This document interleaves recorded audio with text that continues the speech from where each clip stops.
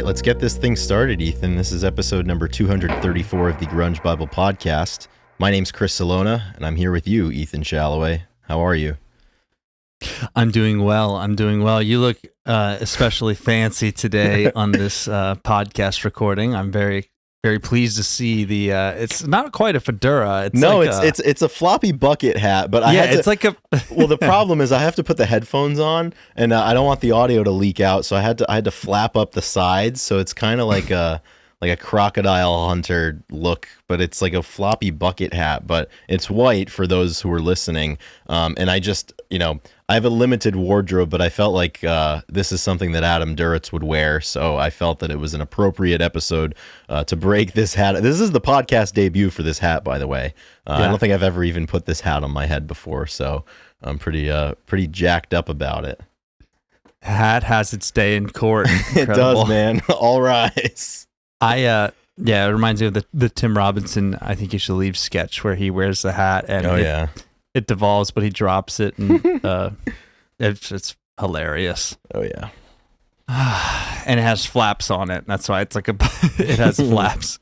So it's important. Yeah, man, I'm happy to be here. Thank you everybody for joining in on another episode. I'm doing pretty well. The thing is, when you record on a Sunday, which our last episode we did, it always seems like the next week you don't want to do that, so you record. So it feels like we just talked. And you end up doubling up pretty quickly because we're recording this on Wednesday, September the 10th, and we just recorded the previous episode on the 7th. So it's going to feel good to stretch our legs a little bit. We have some rope to work with here, and we'll be done before the weekend. So I know you're traveling back to Pennsylvania, so got to have that calendar clear, especially with the travel and just things going on in the fall. So how are we doing today, aside from feeling relief that we're getting out in front of this sucker?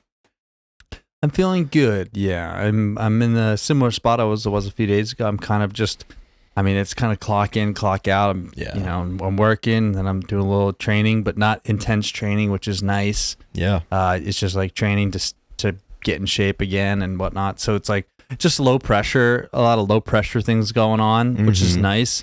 Sometimes it feels like you're a kite without a string during those times when there's not like, I didn't have a big activity last weekend. I don't have a big activity really. Well, driving, but not like, nothing too pressing right now, so it's kind of nice, kind of breathing, just breathing another day above ground. Dude, how are you doing, man? Beats the alternative. I'm good. I've had a pretty busy week so far, just compounded by things that are a little outside of my control. I haven't been sleeping great. Like, for some reason, the last week straight in my neighborhood, there's this one car that periodically throughout the day and night, the car alarm will go off on it, and every single night between like 2 and 3 in the morning, it goes off for a little bit. So it's woken me up a few nights in a row, but I don't want to close my window or anything, and because I like that fresh air. But Tuesday morning, I suppose, it went off at like 3:30. I had to be up at 5:30 anyways, and I could not fall back asleep. So I had quite the shift of consciousness yesterday. I was spending a lot of time awake, but we got everything done. Working through the week. Glad that we have some time to do this midweek. So as we said, we can kind of keep things clear for the weekend. But aside from that, things are pretty good. Had a little bit of a back injury going on lifting about a week and a half back, but I'm feeling like my old self now, and I feel pretty good. I'm closing in on my next weightlifting competition. So looking forward to that. We're inside of 4 weeks away. Big news coming from the GB pod. The back is recovering well, just in time for the competition. You were questionable, but now you're. Yeah, I was. Of course, it always happens when you're under duress like that. But I got some PT and working on some issues, and I'm feeling. Well, the coach has to put excited. Questionable next to your name. We don't want to. You can't know for certain whether or not we're going to be able to go. But I was taken off the injury report, and I'm full duty now, so feeling good about that. I do want to, announce that we are officially moving into the fall feelings. It is sweater weather in the morning. You can wake up. It's been below 50 here a couple of mornings. Yeah, there's nice. Like dew on the ground. You're wearing a sweatshirt going to work. It's cool. It's still getting hot for sure here in Alabama, but those cool mornings, it changes. It really sets the day up. Changes a lot coming out of the summer. Yeah, and it's really setting my mood. Obviously, the morning dew. There's dew all the time, but something when it's like cold and there's like the grass is wet and stuff. I don't know. Is there more dew during the fall? It has something to do with pressure. I have no idea. I'm not going to pretend.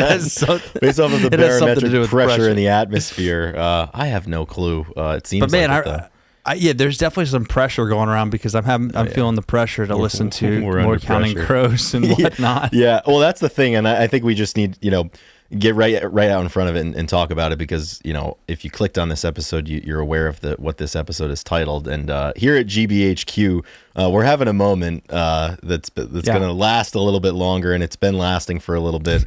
And we're just going to own it. We've been heavy into Adam Duritz and the Counting Crows, and at this point, this is 234. There are a lot of topics that we've done.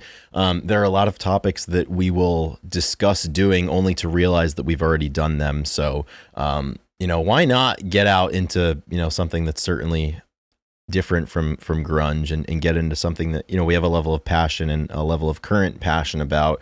And I know Counting Crows can be very polarizing. So, come with on the journey or don't. It's up to you. You don't have to hop in the car with us, but we appreciate it if you do, and hopefully you get something out of it, and maybe we could be the reason that you might take another look at this band or appreciate it in a way that perhaps you did not when they took over atop the charts from the grunge movement in the mid-90s. So we're going to be talking about their second album, Recovering the Satellites, which was released in October of 1996. And this is an album that I have a history with for sure. It's come back into the fold recently, and Ethan, I can really I can feel that you're developing your connection with it right now as well, and that's it makes me very happy to know that. Yeah, for sure. I mean, if Grunge Bible stands for anything, it's about hyperfixating on certain topics and diving deep into them for an unnecessary amount of time. Episode 185, the gang gets really into Brad for 6 days. yeah. Canned heat summer. There's certain things where we have to get into the space and really explore. Hyperfixate. And new shit has come to light. Like we talked about Duritz last week a few times in the summer, and we're learning more and getting more into it, and we need to tell somebody about it. And we have to talk about it. we have to talk. Me and Chris have been talking about it, so now you guys have to hear it, and that is what this podcast is all about. So, 100%. I mean, it's kind of, I guess the winter makes you laugh a little slower, and with you guys, it makes you talk a little slower about the things we can't show you. Oh, 100%. Yeah. So. Yeah, I mean we're in this to win it, and we're having a moment. That's it. Yeah, it might be a 4-part podcast series. We might just take it through September. There's more albums to talk about. Yeah, we're just scratching the surface here. We're just entering the atmosphere, so to speak. But it has been fun, and it is right during August and everything after it came out in '94, Recovering the Satellites in '96. And they were signed to Geffen along with Nirvana, as you said, and there's a lot of stuff that intertwined worlds, and I think that a lot of people listening definitely know the Counting Crows, and so it's just kind of fun. So we're looking forward to talking a little bit more about songs and Real quick before, because we have some people to thank, but I think I shared this on the podcast once long ago, but the most recent MRI that I had, I was just out of college, and I had developed a patellar tendon injury my senior year of track. Once the season finished up and I was, going to lose access to all of the free amenities that being a Division I student athlete allowed me, I wanted to get it checked out to see what was going on. So I went in for the MRI, and the tech was like, "Hey, we have Spotify. What do you want to listen to while you're in the machine?" And I told them that at the time that I wanted to listen to the Black Crowes because I was into that band pretty heavy in college, and there must have been a miscommunication because they played Counting Crows while I was in the MRI machine, it was way too emotional because I'm leaving college, I'm starting my world, my life, and I don't know what's wrong with my knee, all those kind of things. But I remember falling asleep in the MRI machine, and they had to restart because I moved. But Adam Duritz, that's more times with Adam sang a lullaby to me, and Mr. that was Spotter's lullaby, probably. Yeah, and here we are all these years later talking about it on the Grunge Bible podcast. So life's strange. comes around when you least expect hilarious. it. But we're able to do this because we have a lot of support, obviously. And I'd just like to thank everyone for the support over the years with this show, particularly the people that sponsor it financially. We have a Patreon, as we've spoken about each episode, but the link is in the show notes if you're feeling inspired.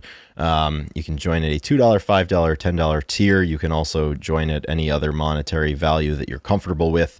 And we look forward to welcoming some new individuals into the into the organization here pretty soon. But we'd like to start by thanking our top tier Patreon supporters, with Frank and Abraham, the cutest basset hound ever, up at the top. We would also like to thank Cracker Man, A Bit Dusty, Black Hole Sean, Doug Endy, Eddie Vera Got Me Through My Second Divorce, Gochu John, Heidi in Chains, Jamie Lynn, Carlene Salona, King Buzzo Stole My Hair, Looking California, Feeling Minnesota, The Michael Dooley Project, Nikki Six, Russell, Seattle 4 Fanboy from New Jersey, Sherry Matthews, Ultra Mega OK, and What the Fuck is Up Denny's. And Ethan, related to the top tier Patreon list, in last week's episode, we kind of talked about shows that we were interested in seeing, and we put a call out to, get the pulse on maybe what the listeners might have tickets for, might be doing. And Gochu John sent us a really cool message, and I, if I may, I'd like to read it here so we can riff on this a little bit. So it's always great. It's always great to put the call out and then somebody actually responds.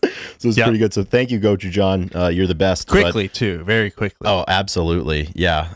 So he wrote in and he said, love the discussion about upcoming live music. Pre-COVID, I always had a goal of seeing at least 6 shows a year, which usually included a 2 to 3 night Fish run at the Gorge, obviously. At the Gorge too? Yeah, I didn't know Gochu John was like that. Oh yeah. I was not familiar with this game. I didn't know. I was not familiar with this game. Seriously. All right, go on. Yeah, Carry on. Yeah, so he says, I'm just getting back to that goal this year. I used to live in Seattle where there was basically a good show every weekend in a great venue. It's tougher now living in Anchorage, as this is never a regular stop on tours. Alaska?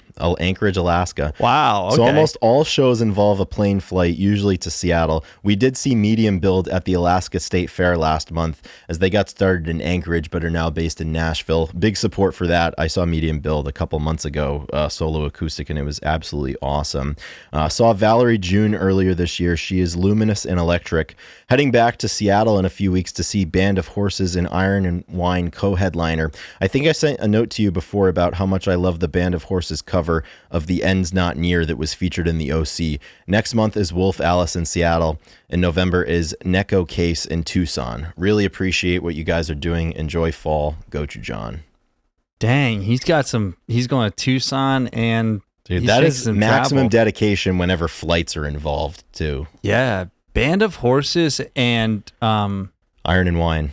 Iron and Wine. I love Iron and Wine. That's a great co-headlining duo there too. Yeah, right. Both of them could be the headline in my eyes. So that is gonna be that's a throwback, because I was big into them, 10 years ago. Mm-hmm. Yeah, 12 years ago, that's senior year of high school and stuff. It sounds like it's been a good year of shows so far for Gochu John, and certainly some on the docket. That's cool too. If you have the ability, to kind of marry traveling and music and live music together, because you get the experience of seeing a live show, maybe one that you haven't seen before, and also anytime you can travel to new places. It is funny just to look back on all the places you've ended up at live shows. Like I always think about how we were in Boulder for 2 days and we saw the Front Bottoms and just different things like that. Ventura, California. When I was younger, I thought the same thing. I was like, how do people travel for music? Like people talk about like traveling for the dead, or any type of I was like, why would you just travel to go? But yeah, it turns out that people like traveling because it's awesome. And then if you have a reason to go somewhere, it's like, oh, I really want to go to Italy. Like I'm going to look up concerts in Italy and just plan it around that. I mean, why not? Yeah, it's like, oh, I've been meaning to go to Australia, so let me just look at the concerts and figure out a reason why. Yep. Sometimes all you need is just a little bit more of an impetus to go, and then you have a great experience. So we are fully in support of that. That's big time. Yeah. I'll let you rattle off the top level people, and then I have one more Patreon. I already rattled them off. Oh, I must have blacked out. I ripped through them though. I was very efficient. You did. I think I was reading something about recovering the satellites. Absolutely. It's a mission that never fully ends. So, top level Patreon, Doug Endy. I saw him the other week, and he was asking about some shows. He asked me if I was interested in Megadeth's the final record that they're releasing. And I'm not a big Megadeth, talking a few things music, but he is currently, he's lost a ton of weight, which is great. And his goal was apparently, you need to be under 225 to skydive. I did not know in tandem. That. Makes sense, though, I suppose. It does. Yeah, I mean, yeah, it does. I think it does, right? I mean, they drop huge stuff, but so you have to be under 225 to tandem parachute or skydive. And he said that he's pretty much right there. Like, he's planning on going and stuff. And he said right before he jumps out of a plane, he's going to up his membership to $200 a month just in case he doesn't make it, which I thought was hilarious. I was like, yeah, good goal. And good reasons behind it. So, oh yeah. All right. Next thing we take care of will be This Day in Music. I think we have some good stuff today. As we always do, they always end up with some, fun conversations. So if we're moving back, this is the oldest. This is definitely the oldest significant thing that has nothing to do with music, as far as I know. But apparently, I don't think it's got anything to do with music either. This is one of those things where I'm always going to put in quotes, like allegedly. Yeah, because you can't be you can't be for, you can't be for sure. Apparently, in 1254, Marco Polo was born, and major development. So he would be what 700? Oh God, 774 or 760. I don't know. I'm horrible with math, and that freaks me out. Anyways, 49. Doing big math like that. 51. Maybe 771. The ripe young age, just a kid.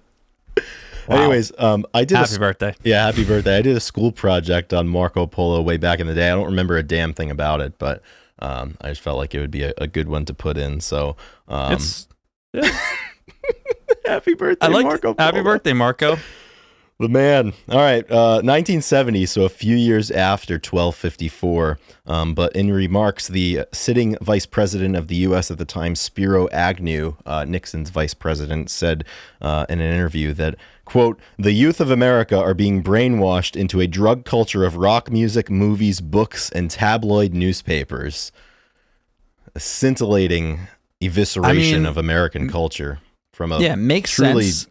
Visceral human being. Makes sense that someone would say this a year after Woodstock 69. Yeah. Wait till we saw 99. But, after 69, I'm sure that, the culture was, getting out of hand for people that weren't involved in it. And, but that was the entertainment back in the day. Dude. There wasn't phones. There wasn't, you had to find other ways to entertain yourselves. And it's like what Bob Dylan said, man, you can't criticize what you don't understand. And I cannot imagine that Spiro Agnew understood for a second what was going on with the youth of America at that time, or the music of the American youth. So just another, shocking development. A politician is out of touch with reality. I wonder why he used the word brainwash into a drug culture of rock music. What was brainwashing them? The artists? Like, I don't know, man. Trying to get the people going, I assume. Yeah. Yeah, I don't know. I mean, I don't know. I think I would have enjoyed being a kid in the 60s. Yeah, I definitely would have. Right? I mean, it checks out. Yeah, it wouldn't have been a bad era. Moving to 2007. At 17 years old, Soulja Boy becomes the youngest artist to write, produce, and perform a number one Hot 100 hit when Crank That reaches the top of the charts. A lot of you listening will probably argue that it didn't take any skill to write and record Crank That, but pretty impressive. And it was really big back in the day. I enjoyed it. Catchy. Yeah. An anthem of a point in time right before the financial collapse. I haven't listened to that song. It's so funny how songs disappear. It was on my iPod back in the day when it was new. So there you go. Definitely remember that. One more event for This Day in Music. On this day in 2009, Kid Cudi releases his debut album, Man in the Moon, The End of Day. This is still an incredible album. And, there's always a time and place to be listening to Kid Cudi, and definitely one of my favorites from the last 20 years of hip hop.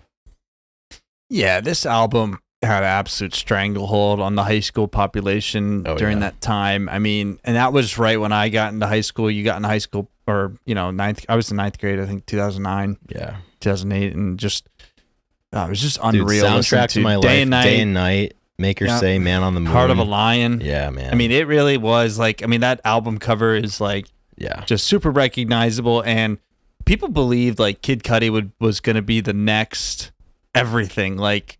Because it was his debut, and it was like, dude, this kid is killing it, and like, I'm not saying he didn't have a great career, but maybe underperformed based off that first album. There's a ton of reasons why, but like, we see that a ton with artists. But man, that thing was so good. I mean, Pursuit of Happiness, I put that on my perfect song playlist. I just made an ad to that earlier today. Nice. I listened to Don't Tell the Boys came on by PD. I listened to it. Did that make the list? It made the list.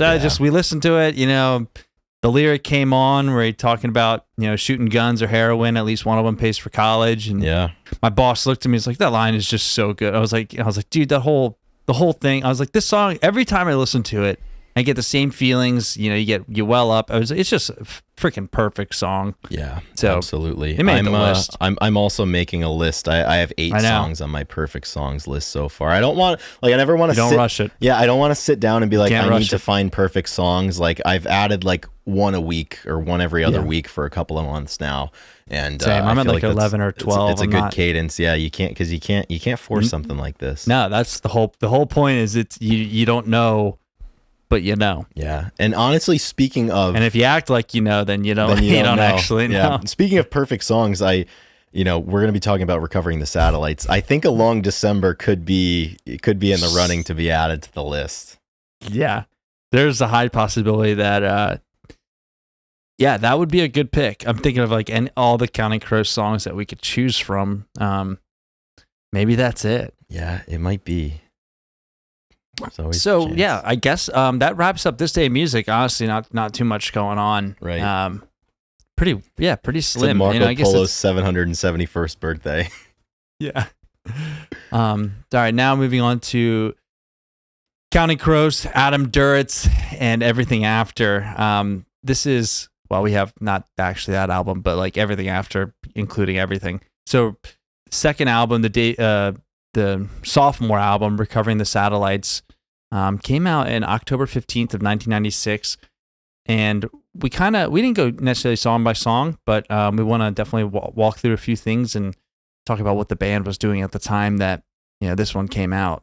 Yeah, absolutely. And this is an interesting one. This is kind of, the band found itself in a similar space as a lot of, the grunge bands that we know, in the sense that you strike gold with the first record, then all of a sudden everybody's paying attention to you and everybody has really, really high expectations for what your follow-up effort is going to be, because August and Everything After was absolutely everywhere at the time. I mean, Round Here, for example, Mr. Jones, all over the place, and really, really stellar album. So, and a lot of the themes that this band went through after that record came out, touring it and just dealing with the fallout from the notoriety and the fame that came with it. There's a lot of parallels, I think, between what a lot of the grunge rock outfits dealt with at the time as well. So, this one came a couple of years after August and Everything After, and Adam Duritz said at the time, obviously their worlds exploded when August and Everything After went to the top in the way that it did, and they toured it very, very aggressively. And once they got off the road from touring that record, Adam ended up taking what he said was about a 6 to 8 month break from being in the band, basically. So like he would field calls from his band members and from his label, like, hey, like when are we getting going for the next record? He's like, dude, I'm not in the band right now, I just need some time.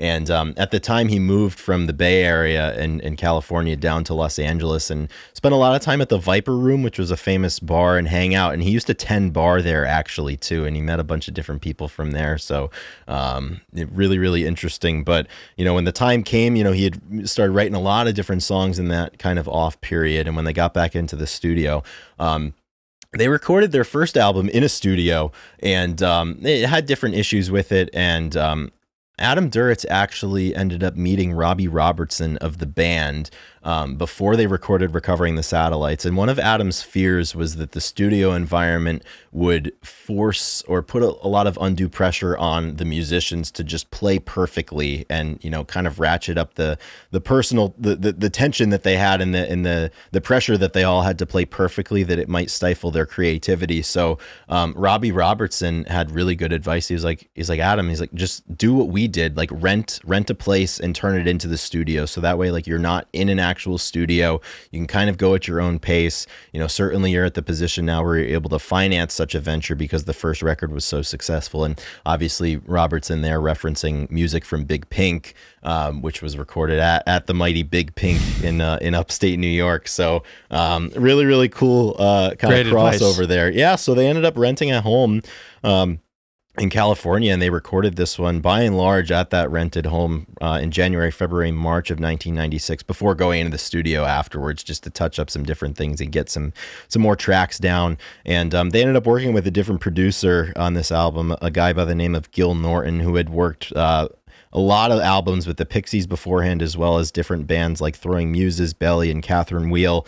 And he would go on to produce The Color and the Shape for Foo Fighters and work with bands like Feeder, Jimmy Eat World, and Sum 41 as well. This was also an album where they had a new drummer. They ended up parting ways with their previous drummer, Steve Bowman. And I listened to that Rick Beato interview with Adam Duritz, and apparently when they were recording August and Everything After, Steve Bowman absolutely hated the song Mr. Jones, and Steve was like, dude, why are we writing a country song? Like, the song sucks, I hate it, I hate playing on it. And it got to the point that Adam couldn't get a take out of Steve that was satisfactory, so he ended up bringing another drummer in to do Mr. Jones. And from that point afterwards, you could tell that Steve Bowman was on his way out. So they got connected with Ben Mize. I forget which band Ben Mize was in prior to Counting Crows, but the name of it's escaping me. But they toured a good bit with Counting Crows during the August and Everything After era. And then when Steve left the band, or was fired, or whatever you want to call it, somebody got in Ben Mize's ear, was like, hey dude, like, you should learn all the Counting Crows songs. Like, their current drummer's never gonna last. And sure enough, they brought him in for this album, and he was with the band, I believe, from this time until the early 2000s. So they recorded this in the early part of 1996, and it ended up coming out in October, on the 15th of October 1996. And the sales were quite good. It ended up hitting number one on the US 200. It also went double platinum across the United States and Canada. So definitely a big follow-up. The interesting thing about this one, though, is that the critical acclaim was not to the level that it was for August and Everything After. As it always happens, like we talk about with, even some of the grunge bands. Like, I think, while Nevermind wasn't Nirvana's first record, it was their first big one. And people had a lot of critiques about In Utero, at the way that they followed up that sound and chose not to recreate it. And, Adam and Counting Crows were very deliberate about, evolving and not just staying in the same breath. And, a lot of pundits and fans as well kind of had some issues with that. And, it really bothered Adam Duritz that people did not receive this one as well. And he said even until recently that, like, this was one of his favorite albums, and probably the Counting Crows record that he listened to the most. And he said, by the time we made Recovering the Satellites, we had been on the road touring together for a year and a half, almost 2 years. We were an entirely different band by then, and we had a whole different way of playing that we never could have done before we went on the road. We just weren't that good. We made a record that reflects where we were coming from. It had a lot of things that August didn't have: the louder guitars and more punk aesthetic. Yeah, it's so interesting that bands evolve. And when I hear about, like, we'll get into probably a little bit more, the rights and, dealing with records and how do you choose who to go with and what they want you to do creatively and how much that means to the artist, and then, like, what type of publishing or, those deals that are made and how long that it lasts and how it influences the way the band's direction or, or their monetization. I was just listening to a podcast with Travis Kelce and Taylor Swift. Did you by chance listen to it? I didn't listen to it, but I saw, because she announced, like, her forthcoming album on that episode of, is it New Heights? Is that the podcast's name? New Heights. Yeah. And I'm a big Chiefs fan, Travis Kelce, and Sure. but she talked about, obviously she re-recorded all of her songs Right, a that year and a whole half thing. ago, but this summer she got all of her music back, and she explained it and talked. And this is her first ever podcast. And I honestly, I'm not a Swiftie at all, so I haven't seen any interviews with her. But it's the first time really listening to her talk. But she talked about what it meant to get her music back, what it was, and like re-recording, and how, when I hear the Counting Crows like talk about how much they improved over those 2 years to the next album, and like what they wanted to introduce. I mean, that's a real thing, and that is like, bands do change and they evolve and get so much better. And like, the nice part is you have something to go back and look at. And so, but Taylor was talking about when she re-recorded them, obviously it was like her first 6 albums. Yeah, a lot. Probably 20 years ago, 15 years ago for sure. So you have like a young voice versus like when you re-record them, the way that they decided to, like she said she got like, Chris Stapleton, Phoebe Bridgers, like all these people involved in like remaking him. And obviously it's subtle, and you wouldn't think that like, oh, she's just re-recording the same things, but like Right. it is different and voices change.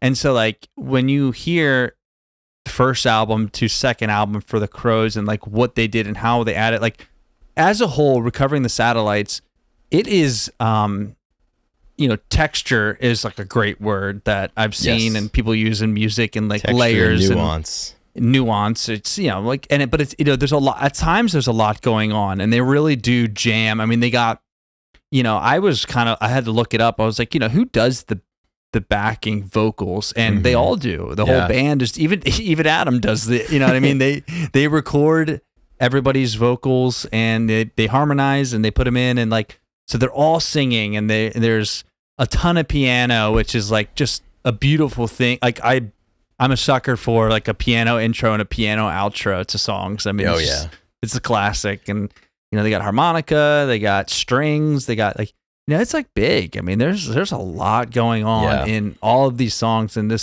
they jam at the end of these songs. Like they're big songs. I mean, yeah, they really get jamming, and like it's hard to compare them to like a Pearl Jam by the way they're jamming, but sometimes I'm like, these guys, like they have the same, like the guitar work is awesome on this album. I mean, it really is.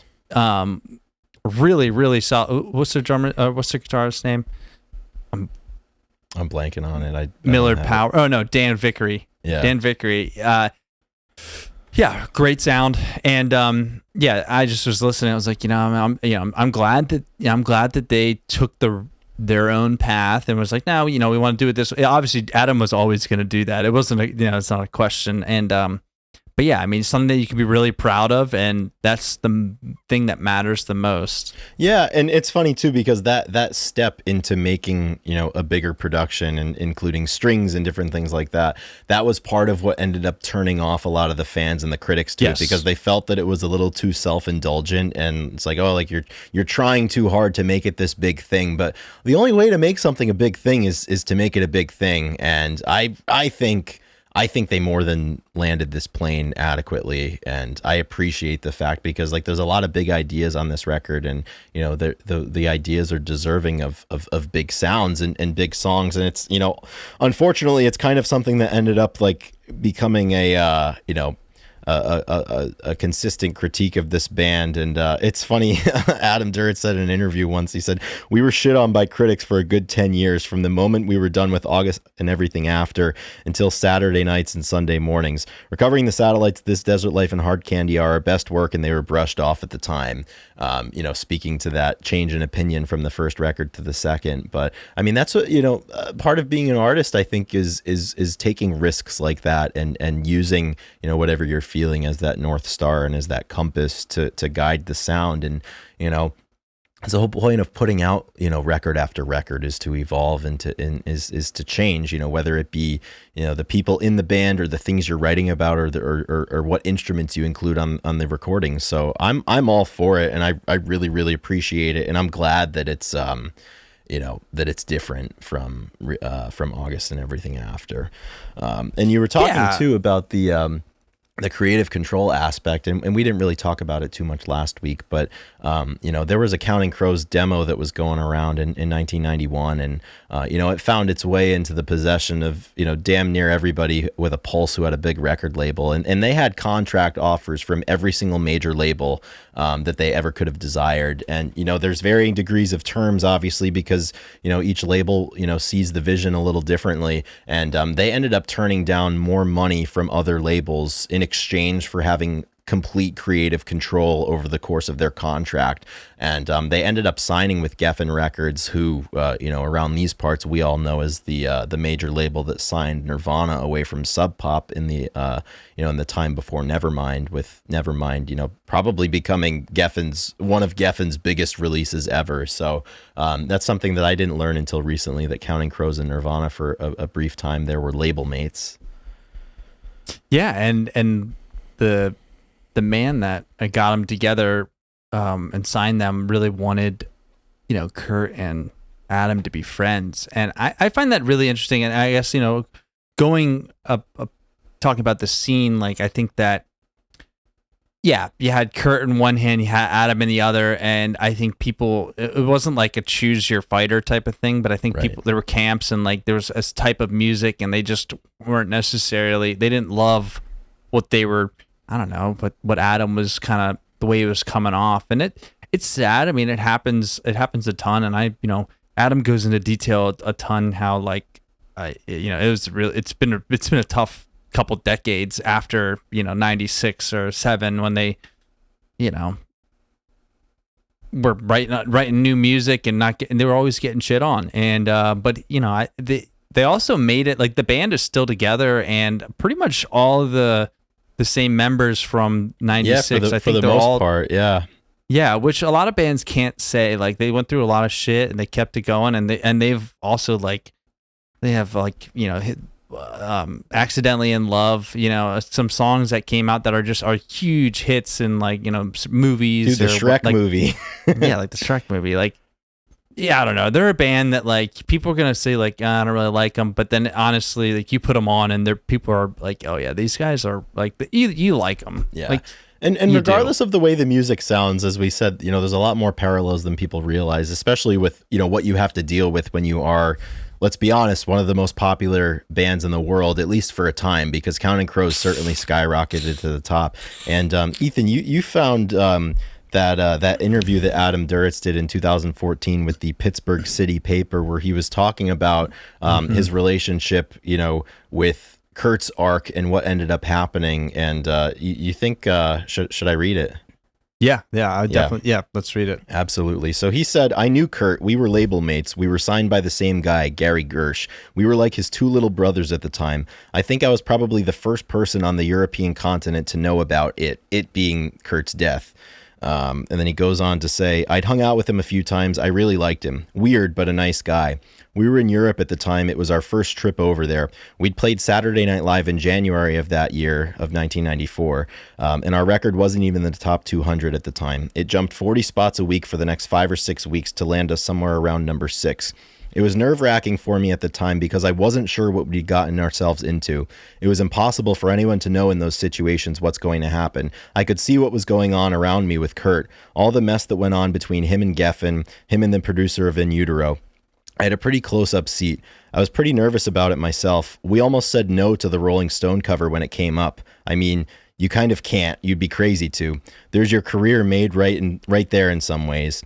But I was also very nervous. What's my life going to be like when I'm on the cover of every magazine? People may think that sounds like a funny thing, but it was really freaking me out. The idea that you walk down the street and people look at you and look at the newsstand and you're on the cover. That seems scary to me, Maybe it's not scary to other people, but I'm a little weird sometimes. But we said yes, and we went over to Europe. It was our first trip. It was kind of hectic, and Rolling Stone had decided to send David Wilde to write the piece, and Mark Seliger, the photographer. They were sent to meet us in Paris. We arrived there really early in the morning, and we were in the lobby of this hotel because the rooms weren't ready. And we were all sitting around this little hotel in Paris, and I'd been talking to David and Mark, and they're really nice guys. And in talking to them, I was feeling a lot better about it. I started to feel a lot more relaxed about the whole thing. And then there was a phone ringing in the room, and the front desk person said, "Is there anyone named Adam Duritz here?" And I said, "Yeah, that's me." And he said, "There's a phone call for you. Pick it up over there." I feel like it's all really clear, but it was kind of feels like a dream too. It was like an ornate kind of wrought iron table, and there was a chair by it and an old phone, a house phone. I went over there and picked up the house phone, and it was our A&R guy Gary, whose kids are like my godchildren. I knew Kurt had been missing for a few days. Everyone knew that. Gary called me and said, "They found Kurt's body. He shot himself. He's dead." I don't remember much more about it, but I don't think anyone else knew. Gary was right up there with him, and they found him, and he called me. I'm not sure anyone else knew about it. I think I found this out before anyone. On Twitter the other day, David, who's also in Counting Crows, was talking about remembering how he met me the morning Kurt died, the day we found out. We've been friends since, we've known each other for so long, but at the same time, it was this terrible day. And it scared the living shit out of me. I just wrapped my head around this thing, and then I found out. Here's this guy who's been on the cover, and look what happened to him. He was a nice guy that I knew. I sat across from him at his manager's house with his wife and his baby having lunch. Just a guy. But he was on the cover of Rolling Stone, and he was the guy who shot himself. It scared the living shit out of me. I was like, what the fuck did I sign up for? He had some troubles, but I had a history of mental illness that I wasn't talking about. I knew about it, but no one else did. And I'm sitting there in Paris, and that just scared the shit out of me, honestly. I remember that morning really, really well. Shit like that will have an imprint on you. I can remember every minute of it, but at the same time, it feels like a story I'm telling myself. And maybe it is. It's been 20 years.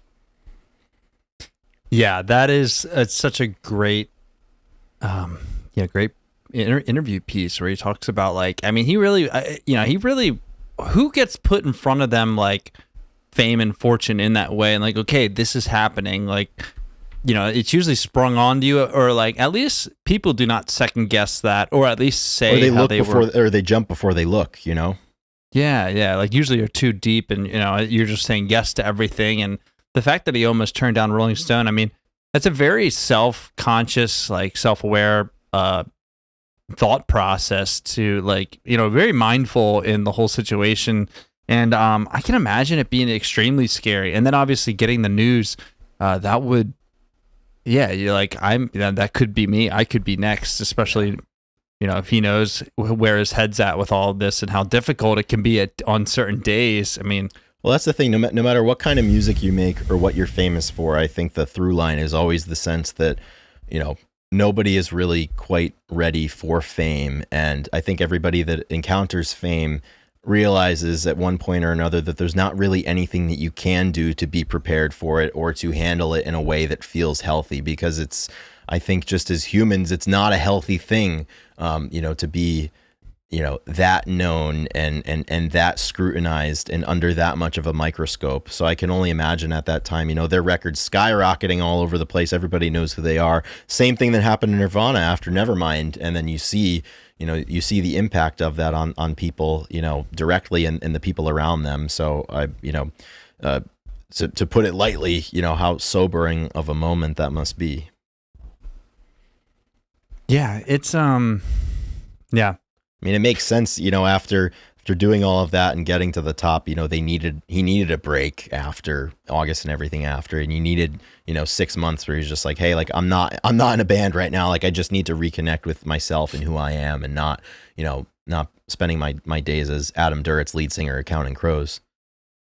Yeah. And it's, hearing him talk about a lot of things, and this may be like, this could be difficult for people, is to like kind of, I don't want to say overanalyze, because these are real fears, but like, Adam is very like, it's like he always talked about how like, the good things are going to be gone. Like, I never thought I'd have to live without this, and now I do. And like, you can definitely put yourself you can run in circles thinking about like having something forever, not having, like something changing you forever or not change. Like, that is life. Like, things happen and people come in and out of your life for periods of time. And it's definitely a weird thing if you get like, I don't know, too heady about it and think about, I don't know, the importance of everything. It's a hard thing to even begin to understand.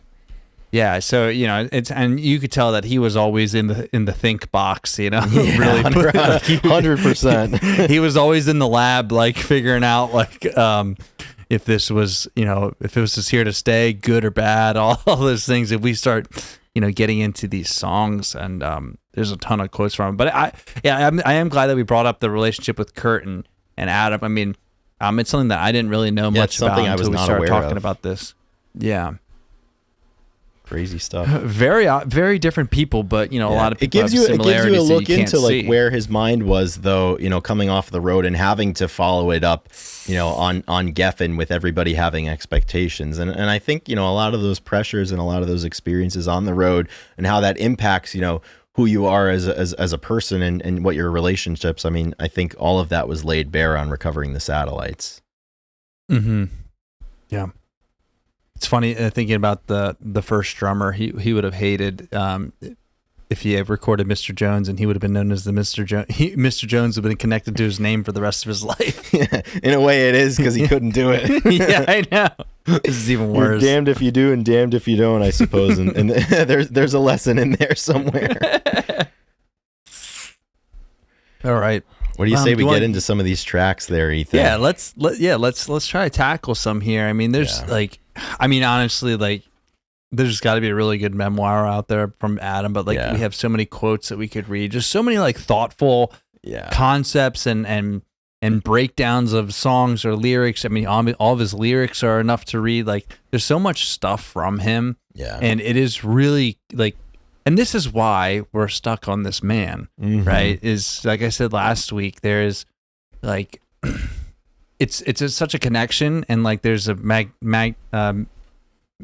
magnetism to him and the way that he performs. He lays on the line. Some people, it's a little too sappy for them, but then that's just your time and play. If you're into art, I think that you can connect with this guy, right? There's definitely going to be something in there, and and some guys just got it. I don't know what it is. There's something, you just put them on stage, give them a microphone, and they're gonna control the room, and everything he says is worth something. Yeah, 100%. And I think part of the reason why we're connecting with it in the way that we are at this point is, we're, you're going to be 31 and I'm going to be 29. And that's just the point in life where, we're not public figures like Adam was or like Kurt was, for example. But this is the point in life where you really, really, really start to see who you've become and the choices that you've made and how they impact, yourself and your relationships with the people around you. Mm-hmm. And, I think it's always healthy to be thinking about those things, as you go throughout your life, because I think it keeps you honest and it keeps you intentional about the things that you're doing and the choices you are making. But, there's some point in your 20s, where those choices and the impacts really, really do start to become real. And I think that's how I really connected with this band, and I think this record in particular. And it's a lot about relationships with other people and keeping that relationship with yourself strong and healthy amidst it all.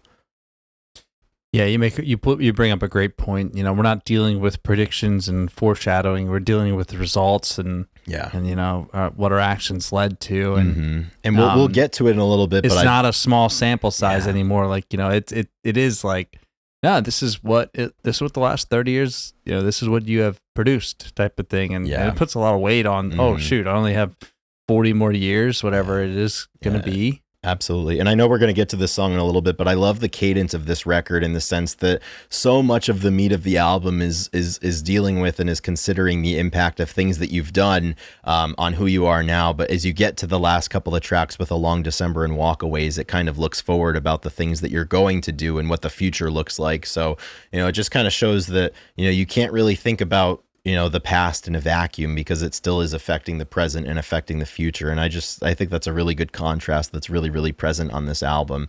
And I think as far as album reviews go, Ethan, we typically like to go song by song, but these are such big songs with big ideas that it's really challenging, unless we wanted to make this a 3-hour podcast, to be able to go song by song. Cause I most of the record, I really, really enjoy. There's a couple of songs that I haven't really connected with too much, but where do you want to start? Because even the first couple of tracks, Catapult, Angels of the Silences, and Daylight Fading, and I'm Not Sleeping too. I mean, they're hitting you hard right from the beginning.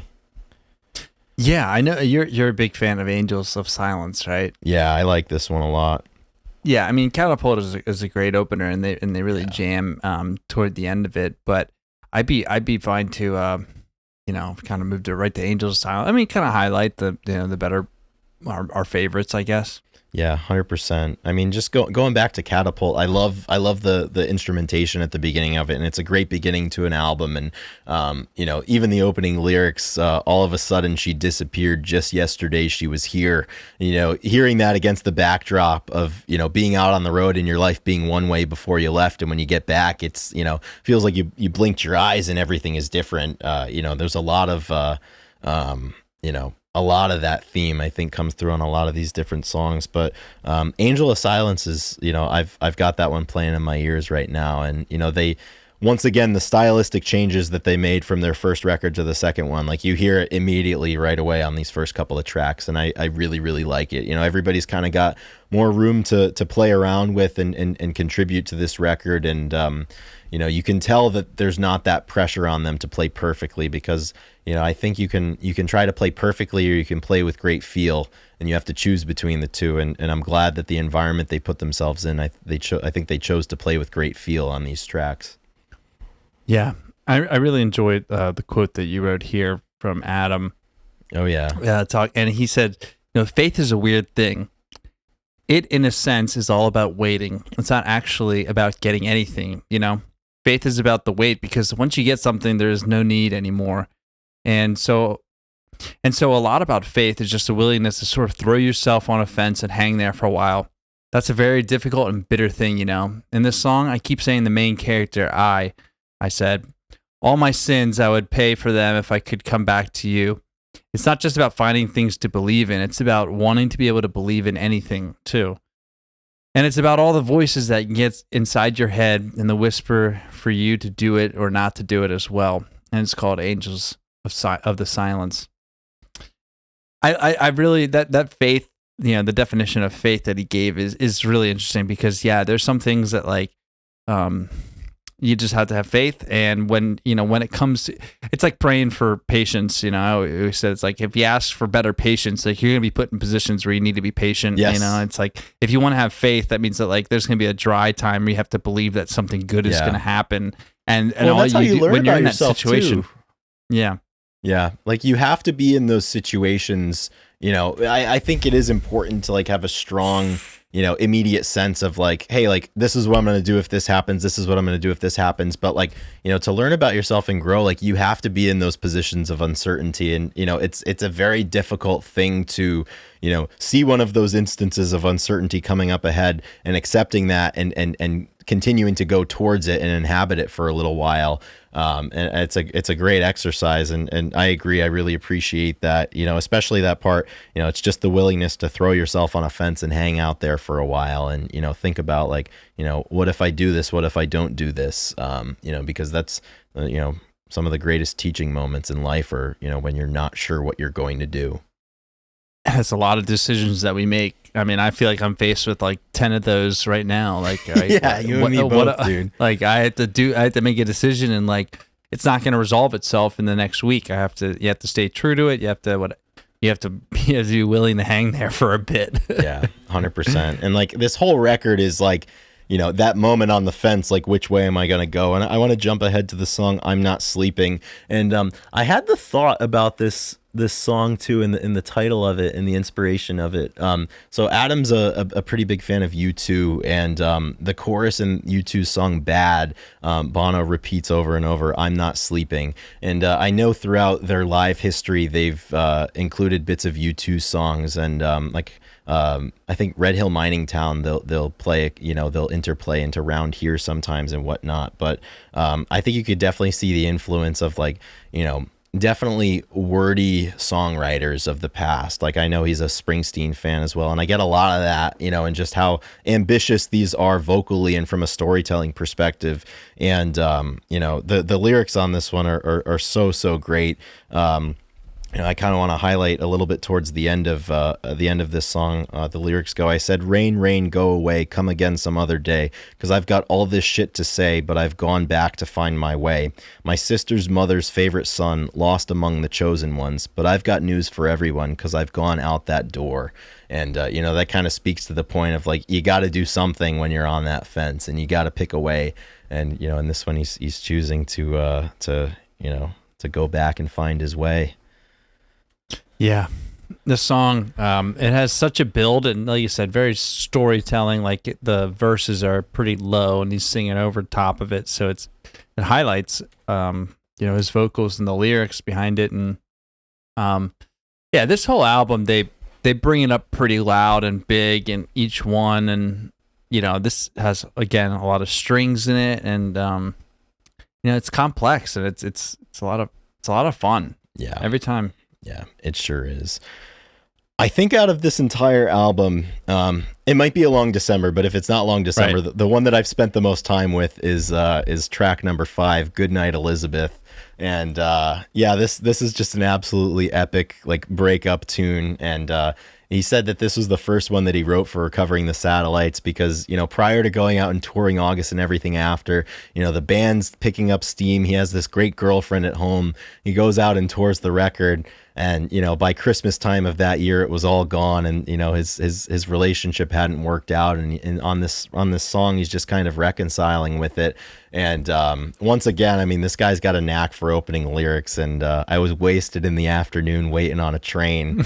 I woke up in pieces and Elizabeth had disappeared again. It's so good, dude. Absolutely epic. Yeah, man. Just a poet, in the way that he does everything, and the song is beautiful. And like you said, you told me your stories about it. I've listened to it a good bit. In the last I went through a breakup and about 5 years ago, and this was like the only song that I listened to. But it's kind of funny speaking about what he said about faith and whatnot. Like it even comes up kind of explicitly. In the lyrics, like even on this one, there's a lyric, I say my prayers, then I just light myself on fire and I walk out on the wire once again.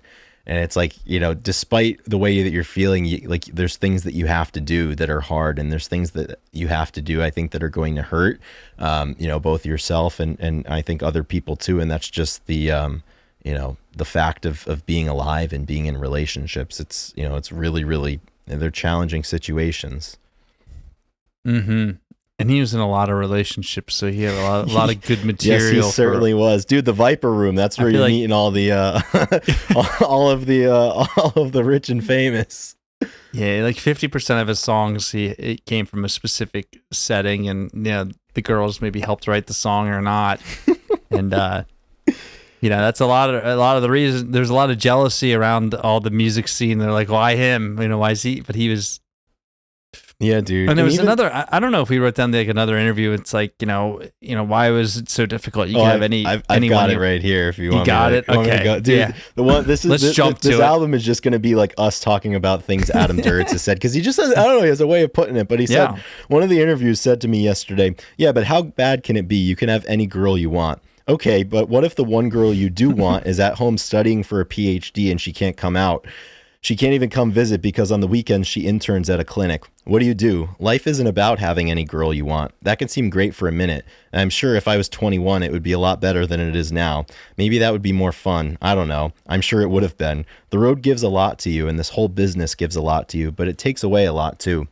I lost things that were really important to me, things that I thought would be with me my whole life. What do I have for myself from that period? I have a bunch of money, and I have some songs about periods of my life that are gone now. Like, I have Goodnight Elizabeth, but Elizabeth just got married 2 weeks ago to somebody else, so that's gone. And that's gone because I was gone the whole time.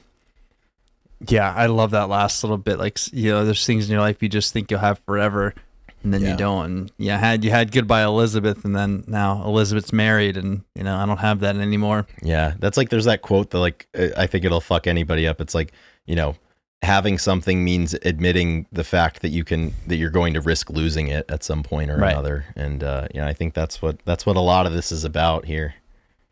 Yeah. And faith. And faith and patience. Oh yeah. Innocence and time. Dude. That's all it is, man. Yeah, it is tough when he has so many like specific quotes about specific songs, and it's like, I'd it's kind of like I'd rather say what he has to say and, Yeah, 100%. and then respond to it. Yeah, this whole thing, and even when they play live, like as big these songs are on the record, like you hear these live, like Goodnight Elizabeth, which is like a 5-minute long song, becomes a 10-12 minute long song when they play live. And even continuing in the trend of like making big entrances to the songs, like the next song, Children in Bloom, is another one where like it just kind of hits you really, really heavy in the beginning, and that theme is still there. One of the lyrics in this song is, I gotta get out on my own, I gotta get up from this waiting at home. And once again, kind of reminds me of that old adage that more harm has come from indecision than by wrong decision. Like sometimes you just gotta you gotta pick a way. Yeah, I've been in a few of those situations where something's gonna happen in 6 to 12 months, and it's like you have a choice to either get ahead of it or let someone make the decision for you. And it's always a hard decision to make, but whether it's getting out of something, starting something new, it's always like you want it to be your decision and like allow you to move with confidence rather than waiting until your time is up and then the door closes, the buzzer sound, and you have to react rather than respond to what's going on. Yeah. Pearl Jam mentioned react, respond. Yeah. It's funny, before Pearl Jam wrote that song, my dad would always say that. He's like, you can either react to something or respond to it. Oh, yeah.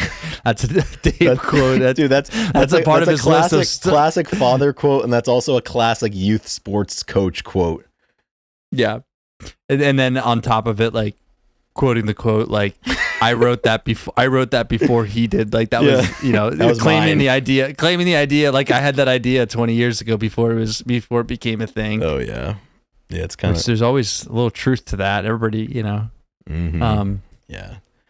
I kind of want to jump to Recovering the Satellites. Yeah, absolutely. Because we can, like, all of these songs, like, we'll probably skip over Have You Seen Me Lately, Miller's Angels, another Horse Dreamer's Blues. That's my least favorite song on the track. But I do want to mention there's a lyric in Have You Seen Me Lately.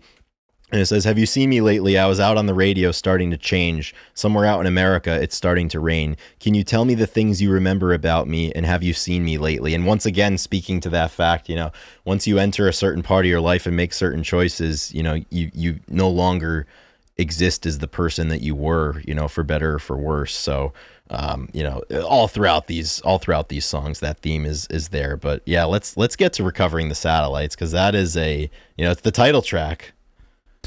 Yeah, it's the title track, and I when I was kind of prepping, I was you gotta watch the live videos and whatnot, and they have a from 1997 the live 10 spot recording in New York, at the Hammerstein Ballroom, classic venue. Yeah, and it was right in 97, so the album's a year old, and I think it's on I think this performance is on Spotify, right? I believe so. Yeah, it's the album with like the telephone yes, poles, yeah, the telephone wires. pole, yeah. It was called, I think it was called Across a Wire or something, the name of the live album. So this man knows how to hammer home a theme. Of course. I mean, wouldn't expect anything less. Yeah. But yeah, watching him, I mean, the same thing happened when we watched, Sullivan Street and that whole album perform live. But you watch it live and just the way that he sings, I mean, this song, he really hammers home like the emotions involved with it. And, I think that I love the quote where he says, this is what Recovering Satellites is all about. It's a lifetime decision. Like it says in the song, I will always get shot up in the air like a satellite, and I'll always probably come crashing down. Maybe never as high as the first time. Maybe never as hard a crash as that, but that's the life. Yeah. And I'll be shot up like a satellite and come crashing down sometimes, and sometimes, not as bad as the first, but I don't know. There's something about that, like, satellites being shot up in the sky, and they got to come down at some point. Well, that's the one guess, certainty is that things end, and all anybody really wants to know is when are you going to come down, and I think the sooner we can all accept that, when it comes to anything, the sooner we can have peace within that.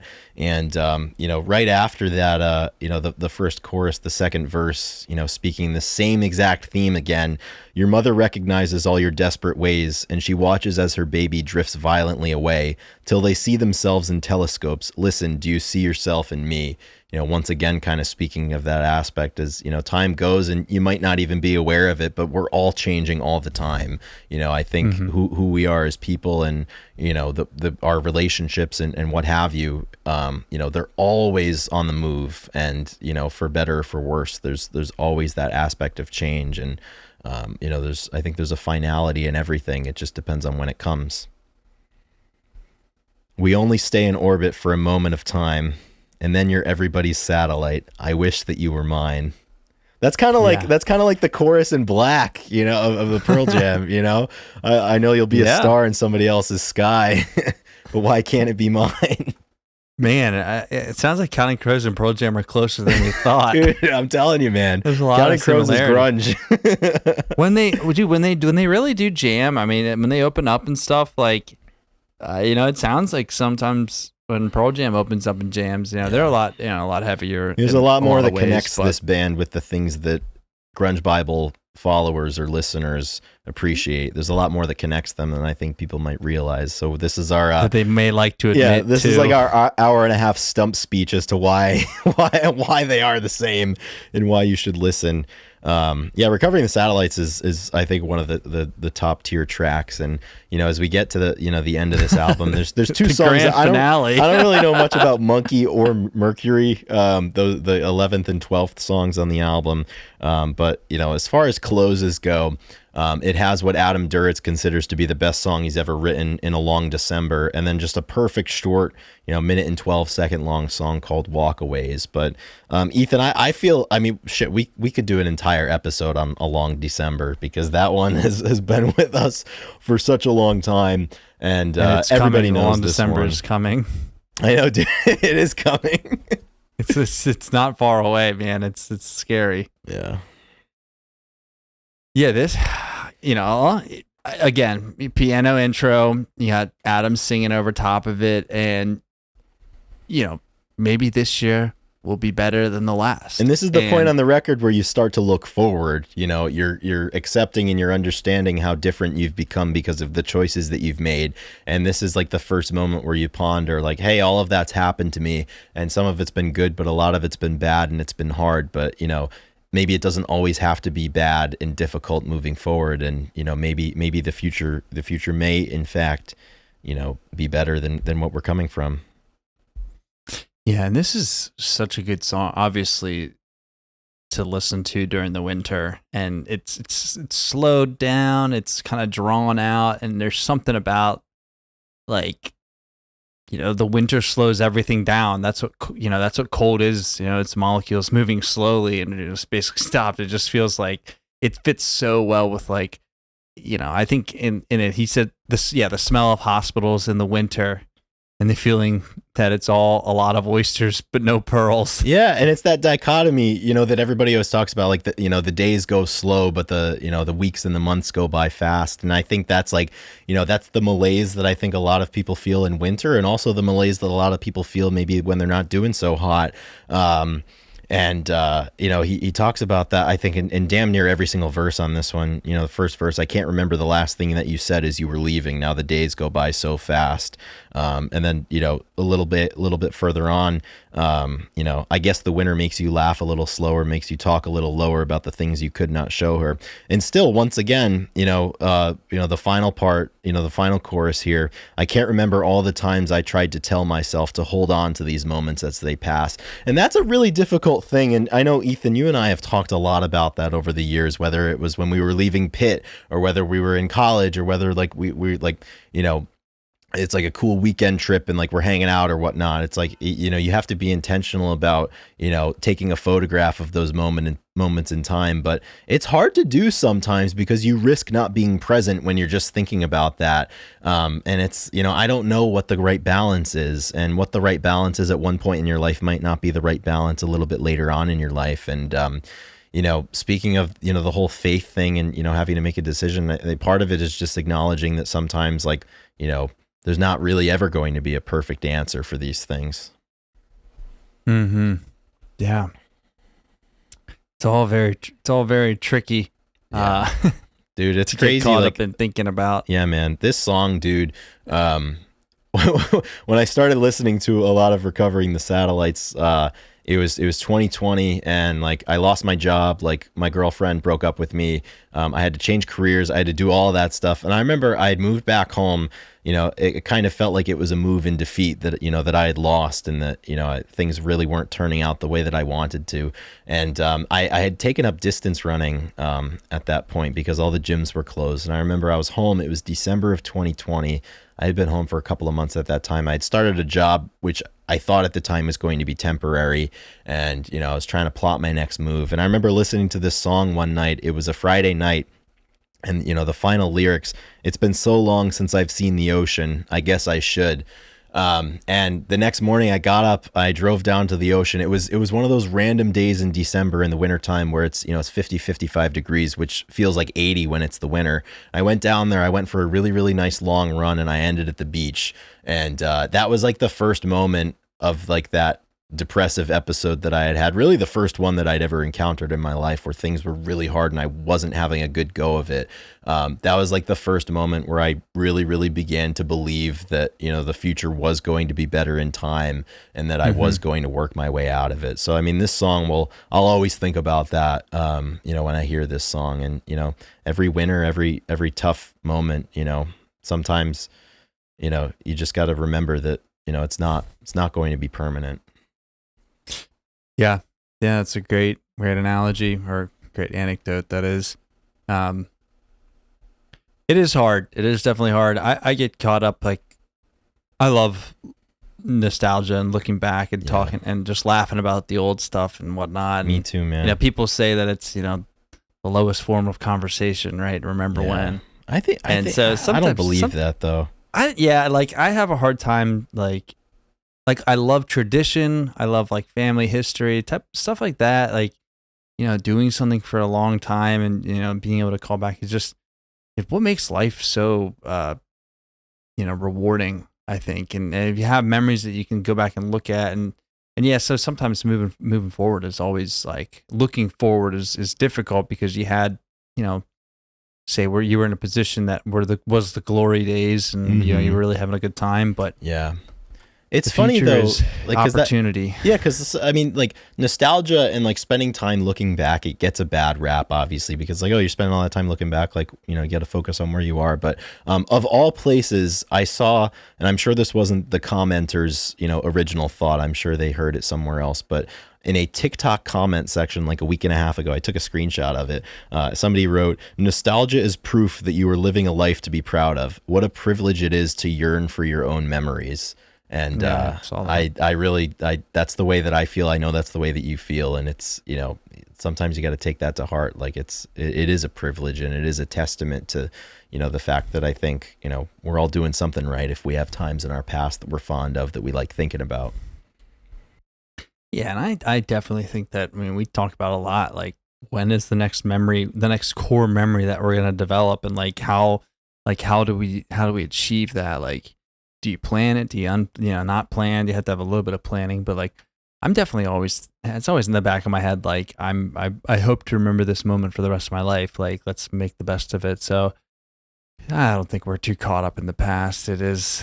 I mean, hey, the past was great. A lot of great music, but that's why I have a lot of hope for the music and everything moving forward, is because I had no reason to believe that the best times was back then when it was happening. You know what I mean? It's like you don't know. So like, when both things can be true at the same time, in the sense that like you've had some really good days, but the best days are yet to come. I think both, you can fully believe both of those things, and they can be true. And I think they are true.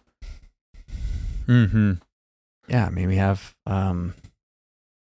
more results to look back on. I think that's why it's more fulfilling the older you get. And that's why it's exciting. Like, when you are successful, you're going to be like, oh, it's not just like, oh, I was successful because, high school went well. It's like, oh no, I was successful because I actually strung together 15 years of whatever hard work Right. and got in connections and It's a and went up process. the ladder. Like, yeah, there's a lot more of a body of work to be proud of. So it's always going to be like, even if it's a simple thing, like I got this job, it has nothing to do with what I did the last 15 years, but Mhm. at the same time, it's all connected. It does, like the skills that you learned, maybe indirectly are still going to be, the reasons why you're in the positions you're in. So Yeah, dude. yeah, everything happens for a reason.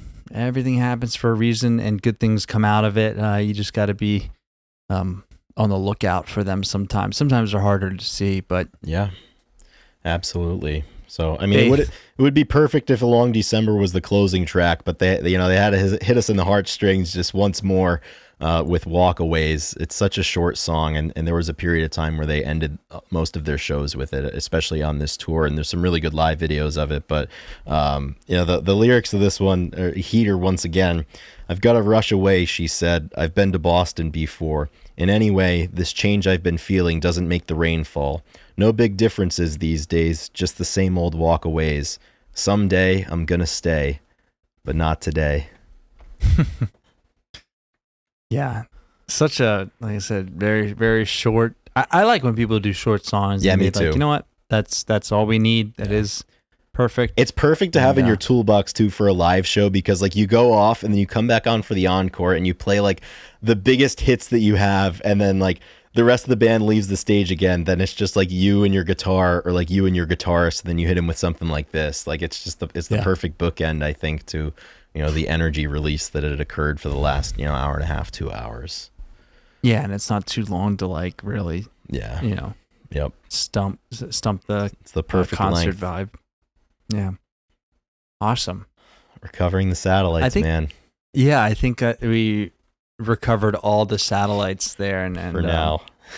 I mean, when it comes down to it, there's a lot of quotes from Adam, a lot of interviews that you can listen to and get really, really good insight. I would recommend listening to the album and then maybe finding some time to do that, and hopefully that's what this episode's for, is to get everybody into the Counting Crows, because we bought a lot of stock in them and we need them to blow up again. Yeah, dude. Yeah, buy stock, man. Gotta do it's a lot of fun. Who knows? Maybe we got a desert life in us coming up. I don't know. Nobody knows how long this hyperfixation is going to last, but I think I can say that this iteration of it is coming to a close. But I very much enjoyed talking about this record, because it's come back into the forefront, I think, for both of us recently, and we've been spending time with it. So give it a spin if you haven't before, or if you haven't in a long time, and especially try to give it a spin if you shat on the Counting Crows in the 90s, because I know there's a lot of people did that, so it's okay. I don't hold any judgment, but it's always time to give, it's always a good time to give something a second look that you might not have gotten down with too much in the past. But also, I think it's clear the weather forecast is bringing more Counting Crows in the next 6 months. Yeah, no doubt. Absolutely. Yep. Heavy on the Crows, heavy on Modest Mouse. It's all coming back around. Midwest emo is going to be back. Oh yeah, in a big way. Yeah, it's coming. That's for sure. So Ethan, thanks for sitting and chatting about this for a while. Thank you to our producer Drew McFadden, and thank you to you for listening and putting up with us for the last hour and 20 minutes. We really appreciate it. And, hour and 20, huh? Hour and 20, man. Well, technically 1 hour and 17 minutes right now, but it's all wow. marginal. And they said we still didn't have it, Chris. They were counting us out, dude. They said his arm is fatigued. He can't go back in there. He can't do another Counting Crows episode. After we put out an episode with no topic that was just named the date that it came out on. But, I think, you can't do 90 minutes on Adam Duritz and the Crows. Watch me. Now watch this drive. Yeah. They had no faith in us, but sometimes you got to be willing to hang on the fence for a bit. Absolutely, you do, dude. That's what faith is. You got to have faith. That's hilarious. That's pretty good, man. Songs of the week to close this puppy up. Do you have something? Yeah, I have one that I'll bring up. It's just an artist. It's more of an artist of the week. That counts. That and I just want to make sure it's very new to me. So I'm you don't want to. You got to make sure that you hit it the correct way. Yeah. So I believe that he's opening for PD. His name is Hudson Freeman. Have you seen him yet? I have not. I don't even know that All I'm right. aware of Hudson Freeman. He's new. He's upcoming. He's got less than 100K on Spotify. Damn. This is what he looks like, Chris. Excellent. Yeah, I'm in. Yeah. So he definitely has like, he's a little whiny, folk music. He's got like kind of a cool slide guitar, like low register guitar, and his top song honestly, I don't really have, like I said, I don't really have a song. So just listen to some Hudson Freeman. I think he may take off. Like I said, I'm pretty sure he's opening for PD, or maybe PD just follows him, but I'm pretty sure he's opening for PD coming up. So that's why I got into it, listened to it a little bit, and I like the style, the vibe, and like he's just giving off good singer songwriter stuff. So like I think that it's gonna fit. The forecast is, he fits right into the forecast basically. Yeah, absolutely. Yeah, the meteorologists are calling for a lot of that. That's exactly. So it'll be fun. Oh yeah, absolutely. Good stuff. And for you? I'll pick Walkaways from Recovering the Satellites. We'll add that one to the list. It's a good one to leave this episode on. Awesome. All right, I everybody. think that just about does it. That wraps up another episode of the Grunge Bible Podcast. Thank you so much, and we'll be back next week with more Adam Duritz. Yeah, next week is our birthday week episode, Ethan. Holy shit. Yeah. Are you sure? Yeah, I am. Yeah, it comes out on the 20. Well, it depends. Are you a Sunday as the beginning of the week or Sunday as the end of the week kind of guy? That's a good question. I think it's the end of the week, but it is. I think I the consider week. it to be the end because our birthday is on a Sunday this year. Right. So I consider. Yeah, this comes out on the 15th and then 22nd. Wow. Yeah, 22nd. That'll be the episode that we put out before our birthdays because the following one is after. So our birthday week will commence in 1 week's time. I don't like that. No, me neither, man. I don't like that. I think I want to go to a Phillies game for my birthday. Dude, there's an idea. Just saying. Schwarber. Nice. Hey, he just hit his 50th last night. Oh, dude. He's crushing it. Yeah, he is. He's crushing it. Big Red October is coming. It's coming, man. All right. Well, that was a blast. Yeah. The Red Sox are in the playoffs, right? I know Rome Anthony They're got in hurt. playoff position right now. Yeah, it seems like they're going to be able to fight their way into October. So I'm definitely I'm pretty stoked about that. In which case, Red October will really be back. I know, We have man. Red Sox Seriously. and Phillies. Crazy. All right. All right, now. That's it. That's it. It's over. Thank It's you, all over. everybody. Thanks, everyone. We'll talk to you guys next week. See you next week. Rock and roll. Stay. Stay heavy.